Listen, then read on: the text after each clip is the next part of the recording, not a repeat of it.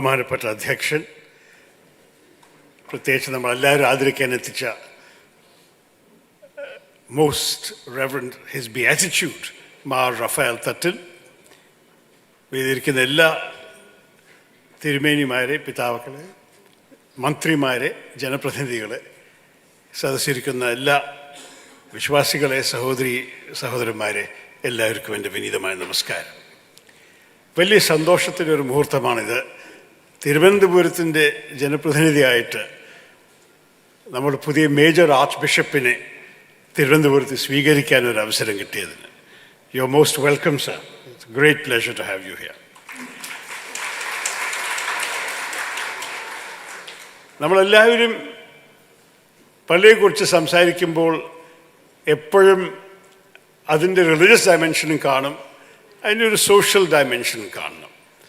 നമ്മളെല്ലാ വിധത്തിലും പള്ളിയെക്കുറിച്ച് പലരുടെ ചരിത്രം കേരളത്തിൽ വായിച്ച് പഠിച്ചവർക്കറിയാം. പല കോൺട്രിബ്യൂഷൻസ് ദൈവരാജ്യത്തിലല്ല നമ്മളുടെ ഈ സാമൂഹ്യത്തിനകത്ത് കൊണ്ടുവരാൻ സാധിച്ചിട്ടുണ്ട്. പിതാക്കന്മാരുടെ ജോലി ജനങ്ങളെ ദൈവത്തിൻ്റെ അടുത്ത് അടുപ്പിക്കുക എന്നാണ്, ദൈവത്തിൻ്റെ സന്ദേശം അവർക്ക് കൊടുക്കുക. പക്ഷെ അതിൻ്റെ ഒപ്പം കേരളത്തിൽ ക്രിസ്ത്യൻ പള്ളികൾ ചെയ്ത ജനസേവനം നമ്മളെല്ലാവർക്കും അറിയാനും പഠിക്കാനും അനുഭവിക്കാനുള്ള ഭാഗ്യമുണ്ടായിട്ടുണ്ട്. കേരള നവോത്ഥാനത്തെക്കുറിച്ച് ചിലവർ സംസാരിച്ചു. ഒരു സംശയവുമില്ല, ആദ്യം പള്ളിയോടൊപ്പം പള്ളിക്കൂടെന്ന് പറഞ്ഞത് പള്ളിക്കാരൻ ആയിരുന്നതാണ്. സെയിൻറ്റ്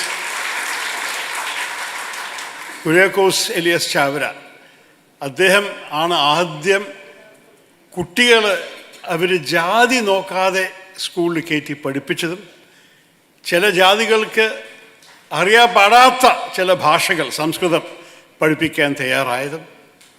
അതിൻ്റെ ഒപ്പം ടീച്ചിങ് പ്രൊഫഷനെ സ്ഥാപിച്ചത് കേരളത്തിൽ ശരിക്കും പള്ളി തന്നെയായിരുന്നു. അതിനു മുമ്പ് ഗുരുക്കുളമൊക്കെ ഉണ്ടായിരുന്നു, അല്ലെങ്കിൽ ജനങ്ങൾ അവർ സ്വയം അവർ കഴിവുകൊണ്ട് ഒരു വ്യക്തിയെ പഠിപ്പിക്കും. പക്ഷെ സ്കൂളായിട്ട് സ്ഥാപിക്കാനും ഒരു ടീച്ചിങ് പ്രൊഫഷൻ സ്ഥാപിച്ച് ശമ്പളം കൊടുക്കാൻ തുടങ്ങിയത് കാത്തലിക് ചർച്ച് തന്നെയായിരുന്നു. അത് ചിലവർക്ക് അറിയില്ല. അതിനു മുമ്പ് ശമ്പളം കൊടുത്ത് നിർത്തി ഒരു പ്രൊഫഷനാക്കുന്ന ടീച്ചർമാരുണ്ടായിരുന്നില്ല. അതുപോലെ തന്നെ ഉച്ചഭക്ഷണം കുട്ടികൾക്ക്, മിഡ് ഡേ മീൽസ്, ഈ 1980 മുതൽ പല പാർട്ടികൾ ഇതിന് തർക്കിക്കുന്നു ആരാണത് കൊണ്ടുവന്നതെന്ന്. പക്ഷേ അതിൻ്റെ 130 വർഷം മുമ്പ്, ഇന്നത്തെ 170 വർഷം മുമ്പ് കാത്തലിക് പള്ളികൾ പാവപ്പെട്ട കുട്ടികൾക്ക് പ്രത്യേകിച്ച് ഭക്ഷണം സ്കൂളിൽ കൊടുക്കുന്നുണ്ടായിരുന്നു. അപ്പോൾ ഇതെല്ലാം ചെയ്ത് കണ്ട് സേവനം ചെയ്ത ഒരു സ്ഥാപനമാണ് ചർച്ച്. ഞാൻ എപ്പോഴും കാണുന്നത് വിദ്യാഭ്യാസ മേഖലയിലും ആരോഗ്യ മേഖലയിലും ചർച്ചിൻ്റെ നിരവധി ആക്ടിവിറ്റീസ് ഇത് കേരളത്തിൽ വലിയ മാറ്റം കൊണ്ടുവന്നു. അതുമാത്രമല്ല, നിങ്ങൾ നൽകിയ സേവനം ഈ 2 മേഖലയിലും എല്ലാവർക്കുമായിരുന്നു. പള്ളിയുടെ അംഗമാവാൻ നിർബന്ധമായിരുന്നില്ല, പള്ളിയുടെ വിശ്വാസം സ്വീകരിക്കാൻ നിർബന്ധമായിരുന്നില്ല, ജാതി മതം ഭാഷ ഒന്നും പ്രശ്നമായിരുന്നില്ല. വ്യക്തിക്ക് പഠിക്കാനുള്ള കഴിവുണ്ടെങ്കിലോ അല്ലെങ്കിൽ അസുഖം ചികിത്സയ്ക്ക് ആവശ്യമുണ്ടെങ്കിലോ പള്ളി ആ സേവനം ചെയ്തു.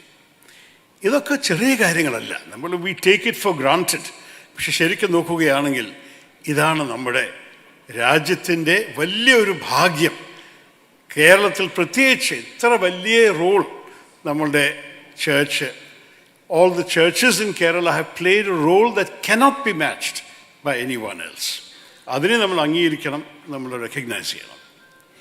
ഞാൻ ഒരു ഹിന്ദുവാണ്, അത് നിങ്ങൾക്കറിയുന്ന സംശയവുമില്ല. പക്ഷെ ഞാൻ 3 ക്രിസ്ത്യൻ സ്കൂളിലും ഒരു ക്രിസ്ത്യൻ കോളേജുമാണ് പഠിച്ചത്. അതിൽ ഞാൻ പല കാര്യങ്ങൾ പഠിക്കാൻ സാധിച്ചു. വിദ്യാഭ്യാസ മേഖലയിലത്തെ നമ്മളുടെ അച്ഛന്മാരുടെ അറിവും അവർ തയ്യാറാക്കി പ്രിപ്പയർ ഞങ്ങൾ പഠിപ്പിക്കുന്നതിൻ്റെയും ഗുണങ്ങൾ കാണാൻ സാധിച്ചു. അതിൻ്റെ ഒപ്പം ഞാൻ ബൈബിളിനെ വായിച്ചത് സാഹിത്യം പോലെയായിരുന്നു. In any case, in the English language, the king James version of the Bible in particular is such a beautiful literary text that anyone who reads and enjoys English will know phrases from the Bible without having perhaps even become conscious that they came from the Bible. ഇതെല്ലാം നമ്മൾക്കുണ്ടായിട്ട് അതിൻ്റെ ഒപ്പം Christian മൂല്യങ്ങൾ, Christian വിശ്വാസങ്ങൾ, Christian ethics, Christian morality, ഇതൊക്കെ നമ്മളെല്ലാവർക്കും automatically വരും. അത് ഞങ്ങളുടെ മതം ഏതായാലും ഞങ്ങൾക്ക് ഇതെല്ലാം മനസ്സിലാക്കിയിട്ടാണ് നമ്മുടെ രാജ്യത്ത് ജീവിക്കാൻ സാധിക്കുന്നത്. അപ്പോൾ എനിക്ക് ഒരു ബുദ്ധിമുട്ടും കണ്ടിട്ടില്ല ഇതുവരെ ഓരോരോ ക്രിസ്ത്യൻ ഫങ്ഷൻസ് പങ്കെടുക്കാനും അതിൻ്റെ ഒപ്പം മതസൗഹാർദ്ദത്തിൻ്റെ പേരിൽ ഒരുമിച്ച് നിൽക്കാനും.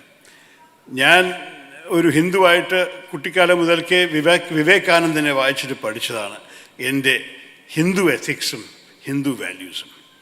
അദ്ദേഹം എപ്പോഴും ഒരു കാര്യം പറഞ്ഞത് പ്രത്യേകിച്ച് എൻ്റെ മനസ്സിൽ തട്ടി. ഞാൻ ടീനേജറായിട്ട് വായിച്ചതായിരുന്നു.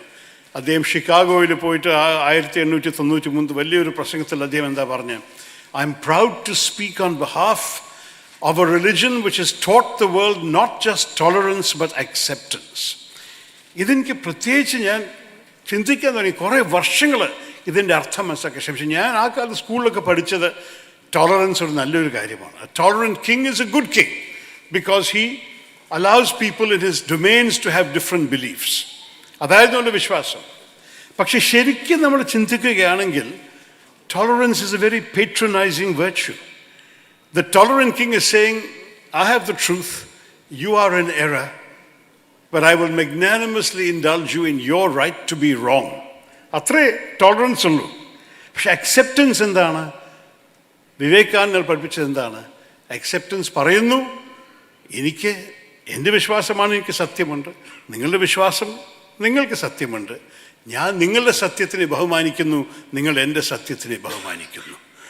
This is the basic prescription for coexistence in a multi-religious society like ours.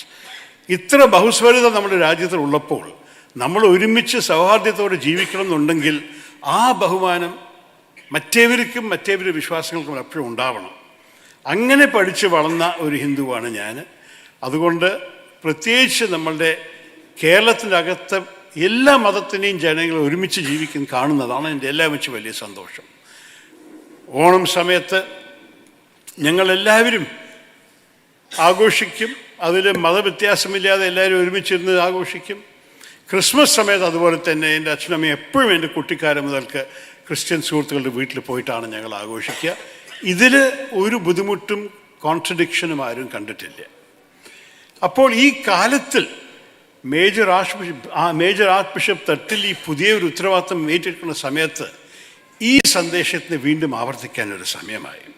നമ്മളെല്ലാവർക്കും അറിയാം, ഭാരതം ലോകത്തിലും മതത്തിൻ്റെ ഇടയിലുള്ള സംഘർഷങ്ങളും ബുദ്ധിമുട്ടുകളും കൂടിക്കൂടി വരുന്നു. ഇപ്പം നടക്കുന്ന ഗാസ യുദ്ധത്തിലും മതത്തിൻ്റെ സംസാരവും രണ്ട് മതങ്ങളുടെ ഇടയിലുള്ള ടെൻഷൻ കൂടാൻ തുടങ്ങിക്കഴിഞ്ഞു. ഭാരതത്തിൽ നമ്മളെല്ലാവർക്കും അറിയാം മണിപ്പൂരിൽ എന്താ സംഭവിച്ചത്. ഞാൻ തന്നെ ക്രിസ്മസ് ആഘോഷിച്ചത് 19 മണിപ്പൂരി വിദ്യാർത്ഥികളൊപ്പമായിരുന്നു. അവർക്ക് അവരെ സ്വന്തം നാട്ടിലും വീട്ടിൽ പോയി അവർ ക്രിസ്മസ് ആഘോഷിക്കാനുള്ള സാധ്യത ഉണ്ടായിരുന്നില്ല. കാരണം അതാണ് അവരുടെ സംസ്ഥാനത്തിൻ്റെ സ്ഥിതി. ഇപ്പോൾ അങ്ങനെ ഒരു വയലൻസാണ് സംഭവിക്കുന്നത്.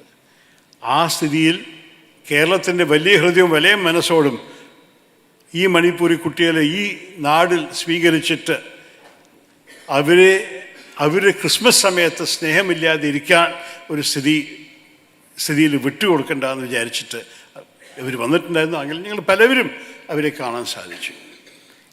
ഇങ്ങനെയാണ് നമുക്ക് ജീവിക്കേണ്ടത്. എൻ്റെ അഭിപ്രായത്തിൽ തിരുമേനിക്ക് വലിയൊരു വെല്ലുവിളി ഈ കാലത്തുള്ളത് എങ്ങനെയാണ് ഈ ഇൻ്റർ റിലീജിയസ് ടെൻഷൻസിൻ്റെ ഒന്ന് കാം ഡൗൺ ചെയ്യുക, എങ്ങനെയാണ് സംഘർഷത്തിൻ്റെ പകരം സഹോദര്യവും സ്നേഹത്തിൻ്റെ ഒരു ഭാവിക്ക് നമ്മുടെ സാമൂഹ്യത്തിനെ കൊണ്ടുപോവുക. കേരളം മാത്രമല്ല, ഭാരതം മുഴുവൻ. അദ്ദേഹം ഐ തിങ്ക് ഇന്ത്യയുടെ എല്ലാം വെച്ച് വലിയ ഡയസീസായിരുന്നു അദ്ദേഹം നയിച്ചത്. ദ ബിഗസ്റ്റ് എപ്പാക്കി because it contained all of India outside the immediate Syro Malabar territory. അപ്പോൾ അദ്ദേഹത്തിന് ഭാരതത്തെക്കുറിച്ച് നല്ലൊരു അറിവുണ്ട്. ഈ രാജ്യത്തിൽ സമാധാനത്തിന് വേണ്ടിയിട്ടും എല്ലാ വിധത്തിലത്തെ ഒരു സോളിഡാരിറ്റിയും സൗഹാർദ്ദത്തിന് വേണ്ടിയിട്ട് അദ്ദേഹം പ്രവർത്തിക്കട്ടെ എന്നും ആശംസിച്ചിട്ട് ഞങ്ങൾ വേദിയിരിക്കുന്ന എല്ലാ രാഷ്ട്രീയക്കാരുടെയും സഹകരണം എപ്പോഴും ഉണ്ടാവുമെന്നും കൂടി പ്രഖ്യാപിച്ചിട്ട് എൻ്റെ സഹകരണം എന്തായാലും ഉറപ്പുമായിട്ടുണ്ടാവും. ഞാൻ എൻ്റെ വാക്ക് ചുരുക്കുന്നു. വിത്ത് വെരി ബെസ്റ്റ് വിഷസ് തിരുമേനി. God bless you. ജഗദീശ്വരൻ്റെ എല്ലാ അനുഗ്രഹവും താങ്കൾക്ക് എപ്പോഴും ഉണ്ടാവട്ടെ താങ്കളുടെ സേവനത്തിൽ. Thank you. Thank you sir.